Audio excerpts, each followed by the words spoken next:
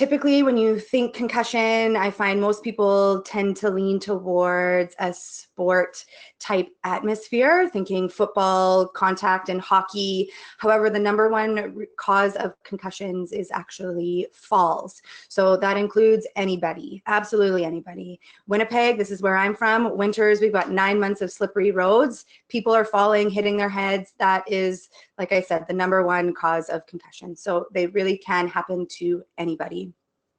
Car accidents is another big one. Violence is one that doesn't always come to mind right away. But like I said, absolutely anybody can be at risk for a concussion. This is not just an athlete's injury. Prevention. I wish I had a wonderful trick to tell you all so you could tell your patients how to avoid and prevent concussions, but unfortunately there really is no one specific trick. Helmets are vital in helping protect skull fractures and maybe more serious injuries to the head and brain. But my best offer for you guys is to get educated, to tell your patients to be educated, to know what to look for, to know the risks, to know the signs, and to get baseline tested, which we'll talk a little bit more later on. So concussion symptoms, like I said, everyone is going to be a little bit different.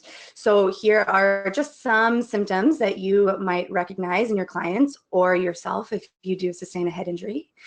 Sensitivity to light and noise, dizziness, fogginess, lightheadedness, headaches are very common, nausea can come along with the dizziness, problems in concentration and memory. And these symptoms might not manifest right away.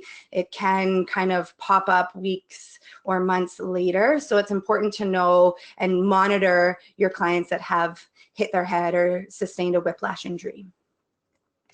Additional signs, a little harder to measure, but still things to look out for.